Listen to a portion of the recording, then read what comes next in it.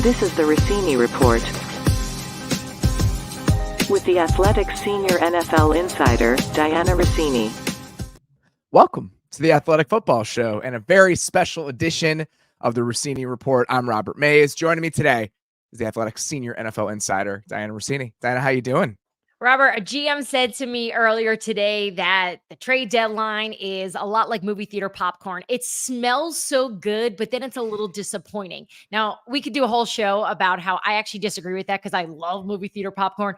But the thought here at the start of the day was that it wasn't going to be this busy. And holy cow, I love movie theater popcorn because I thought this was awesome today. Yeah, I'm the wrong person to ask about the movie theater popcorn. But I made a joke when I was first tweeting out that we were going to do this after the trade deadline wrapped up about how most of our conversation was probably going to be centered on the moves that didn't happen. And 10 seconds later, everyone announced the Montez Sweat trade to the Bears. So some things happened. Some things, unfortunately, were left on the back burner. We're going to get into the moves that did and did not happen today. Let's start with Washington trading not one, but both of their young pass rushers on the verge of free agency. Let's start with a team that's in contention trading for one of those guys. The San Francisco 49ers deal what is reported to be a compensatory third-round pick, so end of the third-round pick for Chase Young. From San Francisco's perspective, this doesn't seem very complicated. They see themselves as a title contender. Even if this is just a half-year rental, you're getting a half-year rental from a young pass rusher who's playing the best football of his career. So this just feels kind of like the next entry into the Niners being really aggressive in moments like this and understanding that they're always going to look for opportunities to add talent. And understanding exactly who they are and where they have success, right? Mm-hmm. This isn't, when you actually take a second and think about it, it goes, you makes you go, yeah, this is exactly what San Francisco is going to do. And this is even going back to free agency when we saw them with their signings there when they got Hargrave, from Philadelphia.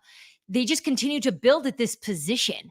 And it makes a lot of sense from their standpoint in terms of the investment on this, right? So they got those third-round compensatory picks from the league when Rand Carthon and D'Amico Ryans got that head coaching job. So for them, it was, this is truly a gift. And I wonder if they're going to send a gift over to Tennessee and to Houston right now, because they're really going to benefit from this. And look, for their perspective here, they've lost 3 games in a row. They knew they needed some additions here. They needed a change. I know Kyle Shanahan stood up there and said, oh, we love the guys in the building. They've been working the phones all week, Robert, all week at this position, trying to land a player. And they wound up landing here on Chase Young.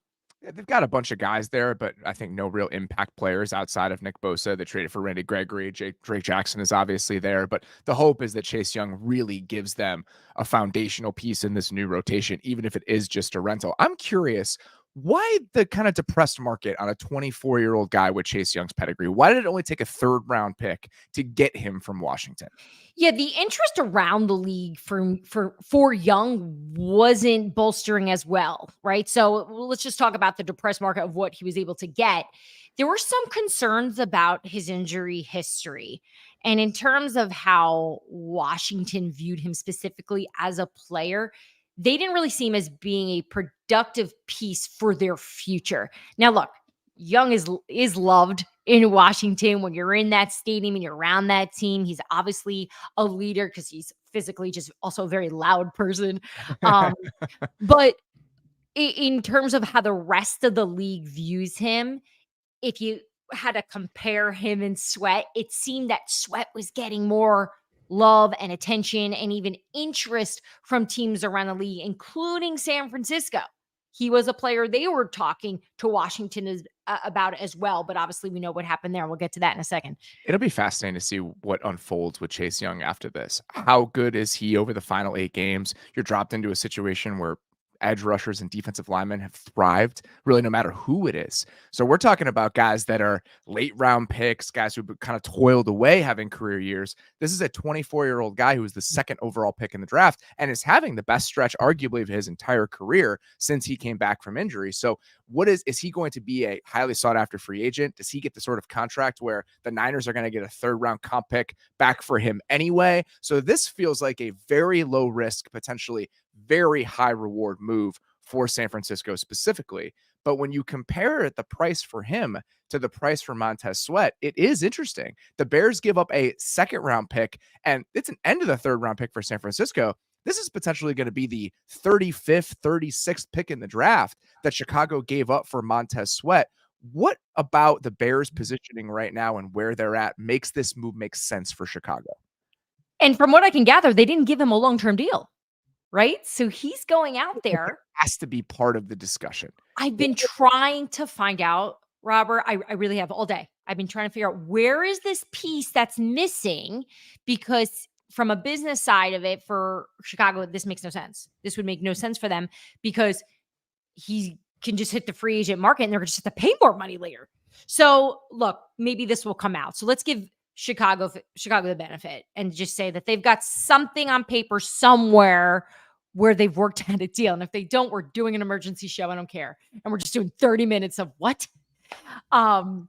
But in terms of the rest of the league looking at Montez Sweat and Chicago looking at him, knowing that they've got the money to spend, getting him now is actually really good business for them. And Washington, again, going back to their philosophy headed into, we'll say just the next years with new ownership, they understand where they're at now, especially getting after losing this past weekend, because there was some hope here that they could turn the season around and they could win. And there's definitely people on this staff that didn't want to deal these guys. But you have ownership in there wanting to make these moves for the future. An owner, by the way, who makes a move with James Harden, because obviously Josh Harris is the owner of the 76ers, and then comes into Washington and does this today. So he apparently does not get stuck on players very, very easily here. And he's ready to make those hard moves that you have to make sometimes for the future. I was surprised to see them trade both guys, but if that's their mindset and they just think we have to stockpile, we're far away, I also understand that. So surprising to see both guys go, but I get where Washington's thinking is. On the Bears side of this, you're essentially paying for the right to have exclusive negotiating rights with Montez Sweat. You don't allow him to get to free agency. You can lock him up long term, but a high second round pick in the 30s, most likely, that's a very high price to pay for that sort of certainty. So I get that they need players. I get that they have a lot of cap space, but you have quarterback questions beyond this year. So a lot of opportunity cost wrapped up in the Bears' decision to try to get this done a little bit early. And Montez Sweat now has a lot of leverage in this negotiation. If I'm Montez Sweat's people and the last 72 hours and the way that they've unfolded, I'm going to Chicago and saying, I want the Rashawn Gary contract. And Montez Sweat has not been that sort of pass rushing presence that a guy like Rashawn Gary has. So I understand some of it from Chicago's perspective, but this feels like a very aggressive move considering some of the alternatives that they could have had in the pass rush market, maybe into free agency. I do hope for Chicago's side of this, there's going to be more to the story in terms of how they worked a deal out. I did just look down real quick and I had a text from somebody that also pointed out that Chase Young is not only joining, obviously, a very fierce defense here, but the coaching staff there is one of the, the defensive line coach there is one of the premier coaches in football, something he'll benefit from. So that's, if you're Chase Young, just all of this just could work to your benefit come free agency. It absolutely could. And so a rental that we're looking at right now is that's 8 games. They'll let him hit free agency. They'll get the comp pick back, comes out in the wash. The moment that he starts working with Chris Kasurek, maybe you see, what if we don't bring back some of the guys that we were thinking about? What if we make some other financial moves to make this more palatable? The Niners have $1 million in cap space next year. It's going to be hard for them to retain Chase Young. But I think getting a guy at 24 years old with his pedigree into the building is definitely, I think, a smart kind of savvy move for the Niners and where they are right now. Yep, Speaking of smart savvy moves, they're having to keep pace with Seattle in this arms race in the NFC West. The division leading Seattle Seahawks make a splashy move yesterday for Leonard Williams, trading a second-round pick. Part of that is that the Giants eating almost all of Leonard Williams' salary for this year. He's just making the minimum. Just talk about the mindset here from both sides as to why this move made sense in real time. Yeah, I can first just tell you the Giants fans around here are loving this move, knowing what this Giants season already looks like in terms of being able to get that kind of compensation for Leonard Williams here, and paying that kind of price for a second round pick is credit to the New York Giants here. But in terms of Seattle had been scanning the market for over a week now, looking at the position. They'd also had some conversations with other teams that were looking to sell. Washington, of course, was one of them as well. But they homed in on the New York Giants on Friday. And the Giants weren't completely sure that they were going to make this move. And then they lose to the New York Jets. And then they were open for business. And from what I can gather, I think the Giants were a bit surprised that Seattle was coming in with this kind of price for Leonard Williams, who, you listen to Pete Carroll talk about this addition, and you feel like this is the Seattle defense of old in terms of the belief that he has of what this type of player can bring to a team where we've seen that they have a need here, yes, because of injuries, but also just in terms of this high level of play. And Leonard Williams is still a good player. I'm not surprised that Seattle looked around the NFC and looked around the NFL in general and considered their roster and their spot in the hierarchy and said, why not?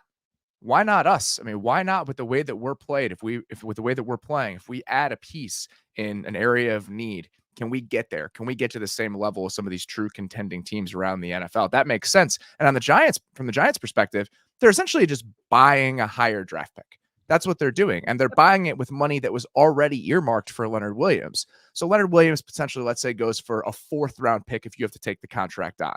But if you're going to pay it as Joe Schoen, you get a 2nd round pick out of it. So based on the Giants timeline, I think this makes all the sense in the world for them to make this move. Yeah, and they weren't going to keep him past this year. I don't know that for a fact, but that was always kind of the sense I was getting from talking to them over the last year. So making this move now, getting back what they did, I think this really was one of these successful moves for both teams. I think this makes really good sense. I think there's other ones where it seems like one team maybe won a little bit more. I think this is pretty even. I think this is good for both. And I believe the Seahawks have a couple other extra 3rd round picks as part of this. I think it's actually just one. They either have the Broncos or the Saints pick in the 3rd round from the Riley Moss trade during last year's draft. So, it makes it a little bit more palatable. We got an extra 3rd. I think that we can stomach this and giving up a 2nd round pick for Leonard Williams, given our timeline. Let's talk about some of the other moves that went down today. The Buffalo Bills going out and getting cornerback help, trading a 3rd round pick to Green Bay for Rasul Douglas and a 5th round pick. If you look at where these teams are likely going to be picking, according to some trade value charts, it really comes out as like a 5th or 6th rounder, which given Buffalo's need at that position and giving the timeline that team is on, I actually think it's a pretty good move for the Bills and where they are right now. Yeah, they're almost desperate for that position because of the injuries that we've seen. Over the last, would say 6 weeks now, their defense just doesn't look the same. And Brandon Beane was working the phones, trying to nail down a corner that fit what they wanted to do. Right. Because you think of some corners that could have been available, like an Adoree Jackson, out of New York, and just when the type of player they were looking for at this point really needed to match what we know Buffalo is going to be trying to do here, which is make a run. So for this wasn't shocking, but at the same time, I am curious to see when this came together. And if there was maybe perhaps a better corner in the market for them, but maybe just cost more money for them. I mean, obviously Patrick Surtain's the dream, but Buffalo doesn't have that, right? They don't have that type of they're not willing to do that. The type of money that Denver was asking for on him. So I'm interested to see how that comes together. But in the meantime, I do think this was a desperate a move that needed to be made for Buffalo. For sure. Dane Jackson and Kyrie Elam and whoever they were trotting out there. Dane Jackson was obviously the answer after Tre'Davious White went down, but plugging in what is an above average starter when Rasul Douglas is playing well, I think can make all the difference in the world for a Buffalo team that was really looking for an answer there. On Green Bay's side of this, What kind of message do you think this sends about where the Packers are and how they see themselves right now? We're not rebuilding. We're rebuilding. Right? Like I feel bad. Matt LaFleur, when I say I feel bad, I do think he's in a hard spot. And you hear that locker room talk about really standing behind him on that messaging that's not what we're doing.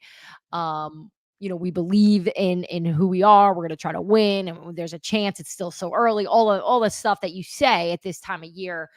But I was surprised that they turned out to be sellers today, because I was buying a lot of what they were saying there, but based on just conversations I was having with much smarter people, they were a team that I know guys that, I know teams were calling them, looking at some of their players, and it sounded like they were open. So it all actually makes sense here. And obviously Brandon Beane taking advantage of the fact that Green Bay knows they need to do this, as they need to start building for the future as well.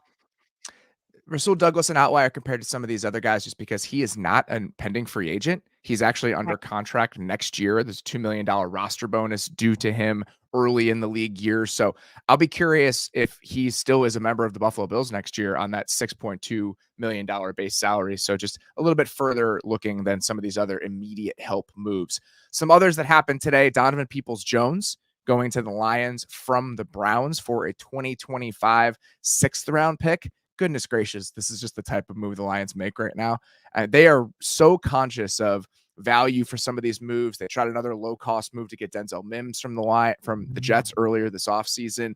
I think that they're just trying to seek out those secondary pass catchers and figure out what the right mix is there, but they don't want to overpay to find that guy. And this falls very much in line with what their mindset has been and how they've sought out new talent for this roster. Yeah, and it's, when I first saw that news break, I wasn't in on that one, but when I saw that, I was more surprised from the Cleveland side of it, because I know that they'd been looking for a receiver, and I'm not saying that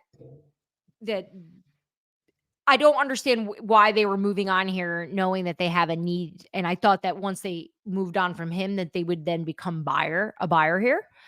But they must have a plan there in place where they feel comfortable with what they have. But from the Lions side of this makes all the sense in the world, because they haven't been able, in my opinion, they haven't been able to really figure that out. And they were scanning the market for receiver. They were another team that were kind of looking around with a lot of others, with Cleveland, with Buffalo, trying to land that position. So it makes a lot of sense. Potentially more reps for Cedric Tillman if you're the Browns, just giving opportunities to a young guy that you spent a decently high pick on this year for a guy in Donovan Peoples-Jones who's going to be hitting free agency this offseason. So I understand it from both perspectives, but again, the type of move that the Lions have made under Brad Holmes and Dan Campbell. Sticking in the NFC North, the Vikings have their quarterback answer in a post-Kirk Cousins world. They late round pick swap, know exactly the value, doesn't really matter, for Josh Dobbs to get him from Arizona. We were so curious about what the answer was going to be for Minnesota in their quarterback spot. Were they going to take a big swing because they wanted to compete this year? Were they going to roll with the guys they had in the building? This feels like the middle ground, where you're not leveraging yourself for the future, but you're still adding somebody that's going to allow you to compete at the very least in 2023. Yeah, it's incredible. All the tentacles that are involved here, with all the different quarterbacks and the teams that are in the quarterback market, whether the conversations that were flying around since Kirk Cousins was injured, as we're all looking at Arizona to try to figure out what's going on with Kyler Murray. I was told that he's going to be playing between now and Thanksgiving. We should expect him to be out on the field, right? So then we see Josh Dobbs isn't activated. Or excuse me, yeah, he's not going to be starting. So right away, that's like, okay, well, why? Hasn't been phenomenal, but he hasn't been bad. Why would you not play him? Obviously, that's a conversation that was being had with Minnesota already in the works. While Minnesota was making calls around the league, trying to figure out where they wanted to go, what direction they wanted to go in. Right. In the meantime, the Rams yesterday were also trying to figure out where they wanted to go with a backup quarterback, knowing that Matthew Stafford may not be able to go depending on how he looks the next few days with that thumb. John Wolford, who's on the Bucs practice squad, is a player they wanted. They reached out. Minnesota also reached out. Kevin O'Connell really likes him. Tampa Bay goes, nope, you're not taking our guy. We're to activate him, right? So you had all these connections with all these different teams. But in the end, right, Josh Dobbs gets dealt to Minnesota. I spoke with people in that building today. They're thrilled about this move. Obviously, Josh has really done a good job over the last 2 seasons. I think really impressing coaches and players with his ability to step in and have immediate impact. We saw him do it in Tennessee. We saw him do it in Arizona. Saw him do it in Cleveland a bit. So for Minnesota, this was a really good step, but I'm still in the belief that in the building, this is a team that is trying to win this year. They have not given up on their season because they lost Kirk Cousins. No way. Yeah, and this allows you to try to win, but you're not giving up anything of real value draft pick wise as you have one eye toward the future. So I think it's a way to placate your very competitive head coach and what he wants in the short term, while also not putting yourself in a bad position for the long term. And for Josh Dobbs, this is another chance to prove that you deserve to be at least a high-end backup in the NFL moving forward. He gets an extended opportunity that may have been kind of drifting and disintegrating with Kyler Murray coming back in Arizona. One more Vikings trade. We have Ezra Cleveland heading to the Jacksonville Jaguars. Makes a lot of sense, I think, for both sides. He was going to be hitting free agency. Vikings just signed Dalton Risner. He played well when given the opportunity. Understandable. That's like, all right, that's not really a downgrade. We might as well get something for Cleveland. And for the Jags, they've been searching for answers along the interior of the offensive line. After they got Cam Robinson back, Walker Little moved to left guard. He's been banged up. So a team that is just looking, I think, for a little bit of security and insurance at a very important position group as they try to make a run here in the AFC. That's exactly how it was described from Jacksonville when I spoke to them right after it happened of what's the need here, why? Because to me, I wouldn't have put them as a team that was desperate for that position. And it was a lot of what you're talking about, that security there. Obviously, Brandon Sheriff is the leader of that room. He's the one that they all look to. And they love their offensive line room too. That was my other takeaway. This wasn't like a feeling where, oh, they have just such a big hole. It just made a lot of sense to them. And you're right on the Minnesota side of this. This is exactly how they viewed it. Of we're good here on this position. Let's be smart here and credit to their GM there for making this move. Yeah, if you weren't going to re-sign him, you might as well get something for him. Yep. And they have a lot of current offensive line investments with Brian O'Neill's contract, and then the contract that they're eventually going to have to give to Christian Darrisaw here in a couple of years. They're going to be spending a lot of money on that position group. So I understand that maybe you get a little bit cheaper, try to get a mid-round pick, the one they just got back. Moves that did not happen for the Minnesota Vikings, who we thought might be even more aggressive sellers at the deadline. Why not Danielle Hunter? Why did we not see a Danielle Hunter trade happen here this week out of Minnesota? So I was in touch with Minnesota for weeks about this. And Robert, I thought today the one sure trade that we were going to dive into was going to be Hunter. I just thought it would get done.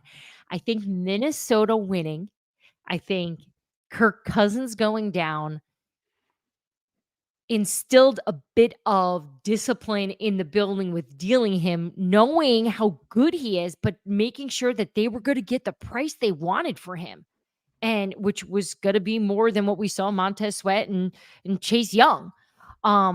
So I think in the end here, they just weren't quick to move on this unless it really wowed them from a price position. And they want to keep him on the team. I think that was what wound up happening, which really is different than the way I felt about it a week ago, or at least how I was told or how it was explained to me a week ago. I wonder what this means for his future there. If you're not going to trade him, they have cap space moving forward. He's a very good player. I get that he's 29 years old. You don't necessarily want to be in the business of giving third contracts to guys hitting that age, especially for pass rushers. But I wonder what this means about the potential fit there moving forward and whether or not he could be in their plans beyond this season. Yeah, I know he's obviously had such a great season, and the fact that they didn't make a move here makes me think that this could be someone that could be part of their future. Because why not? Why not try to do it now? They probably could have gotten the most for him at this point in terms of them building or this what do they call it? What kind of rebuild? Competitive rebuild. The competitive rebuild happening in Minnesota. I told you I'm gonna get a tattoo of that one day. It's my favorite way to describe what they do there. So we will see if both him and even if Kirk Cousins is back. I mean, Kevin O'Connell's up there today saying Kirk will be back, and he's asked, is Kirk going to be part of the future for this team? And he's like, you know how I feel about Kirk, and we know how Kevin feels about him. He loves him. So the Minnesota, a lot of question marks in this offseason for them. Absolutely. I mean, it's going to be a fascinating pivot point for them as an entire franchise. Another guy that we thought might be a move this week that is staying put, Derrick Henry not leaving the Titans. Walk me through the dynamics there. Why did the Titans not feel like now was the right time to move him? And what did the market look like for Derrick Henry at this stage? Yeah, I think this is another example where a team takes a look at their roster and goes, where do we need to make moves for the future? How do we get draft capital? Which players are we going to probably move on from? And Derrick Henry falls right in that category. I was never told by anybody that Derrick was given some sort of blessing from the organization of, we're not trading you. But look, he could have been told that, but that's not how it was explained to me. It was more just, hey, teams are calling about us. We're not biting yet. And I think in the end for this team, they just didn't get the price that they want and how they value a player like Derrick Henry. And I do think there's, again, more layers to this in terms of what this would mean for the team if they were to deal him, right? Because that's a problem every head coach has shared with me through this process on other teams about this time of year, they love it and hate it because you're sending a very strong message early in the season about what you want this year to be based on who you move. And moving Kevin Byard was a hit on this locker room. I was texting with players about it. And it was amazing the type of impact he had on this team. And to then go move Derrick Henry, I mean, you have to think that would be a very hard coaching job for this team and for even the front office to keep everyone united. So I think in the end, they're probably very happy that Derrick is still on this team as they head to Pittsburgh for Thursday Night Football, but they weren't able to get the business side of this really done at this point, which probably would have benefited them come draft time. What sort of offers, what sort of interest do you think was out there for Derrick Henry? I think the Baltimore Ravens had serious interest. I think that the price that Tennessee was looking for was somewhere around either a fourth or third round pick. Probably depending on how much they'd have to pay of his base salary, which is sizable, especially for a running back. Exactly. And I think that was a big part of it. And they had that same kind of issue with Ryan Tannehill too, right? With him being an option for a team like Minnesota, which I was told that they never even had a serious conversation with him about it because Minnesota was aware that they were going to have to take on a lot. But for other teams like the Ravens and I think there were other suitors too that were in on it, they just weren't able to come up in terms of trade value for Derrick for the Tennessee Titans to move on. Makes a lot of sense when you consider Mike Vrabel standing in that building and what he has to take on if they end up making that move. I get if you're Mike Vrabel sitting there and saying a third round pick is not worth me having to deal with the emotional fallout of dealing a guy like Derrick Henry. I think that's a little bit short-sighted, but I can understand if you're Mike Vrabel kind of taking on that mode of thinking after, especially right after making the Byard trade. I also think, and no one's told me this is just observing and knowing this team really well. I think winning last weekend with Will ignited this team. Like the vibes there are like everyone's happy.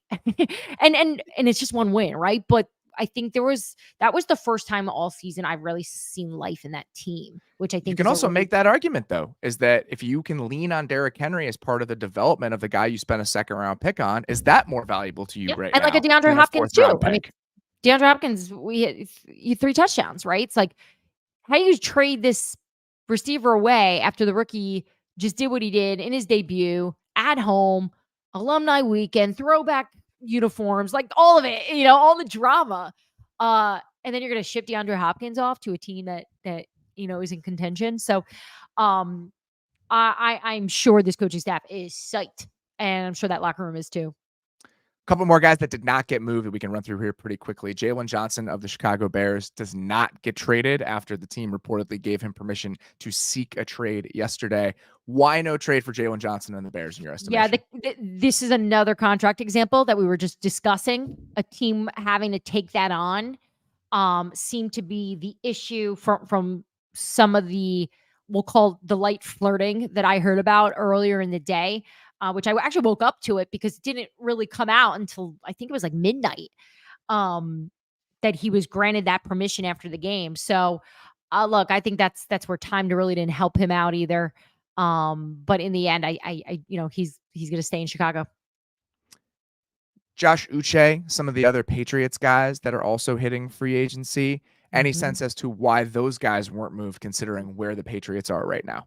Yeah, the Patriots one was interesting the last 2 weeks because I would talk to some GMs who were like they're buyers. I talked to some that would tell me that they were sellers, right? And I actually think they were participating in both. I do. I think there were a lot of teams that were doing that where you couldn't really figure out what they were at this point. But I think in the end for this, New England didn't feel that. I know one team that was in on it and they just didn't. New England did not like what they were getting in return. They wanted more. So, and I think the other big story coming out of New England that our Jeff Howe reported was that no one called on Mac Jones, and surprising, but not, because usually quarterbacks get a little attention during the summer. That's not shocking to me. I'm surprised. I wonder what the price for Josh Uche was. If you're a team like Jacksonville, what were you trying to get him for? And if you're the Patriots, why didn't it rise to the level of, we think this guy's hit free agency, we might as well get something for him? I'm curious what that price tag ultimately was. And potentially over the next couple of days, we'll find out more about what those discussions might have looked like. Last team here, the Denver Broncos, stand pat. All those guys we thought might be on the move, that fire sale that was potentially happening, did not go down. Where was Denver's thinking at as the trade deadline got a little bit closer this week? Yeah, they were taking calls. They were listening. 7-8 teams calling just today, trying to feel out what they wanted to do on the offensive side of the ball with Jerry Jeudy, Courtland Sutton. And look, I think this is another example where a win can change the feelings in a building and change the decision-making here. I don't think they're sitting there going, oh, we beat the Kansas City Chiefs, we're Super Bowl champs, but they like their guys. They feel like they've got something good. And Patrick Surtain from talking to a source in that building is considered the smartest, best player on that roster. They were never going to deal him unless it was out of this world. And I had a GM, actually a great GM today, reach out to me and ask like, hey, like, you think they would listen to a little bit of less, one first round or a second round. And I said, no, they are not going to pick up the phone for that, because that's how strong they were in terms of their feelings to keeping him on the roster. So look, I think we've come full circle. We started off talking about this trade deadline a few weeks ago together, talking about Denver, sellers, right? Like that's all we discussed. And here we are in a half an hour past this trade deadline, and the Denver Broncos did nothing. There was a lot of teams doing nothing. Another NFL trade deadline passes, and again, leaves me wanting more. I just wanted one or two more moves. I am happy. Greedy. You are greedy. I'm so greedy. I'm so greedy.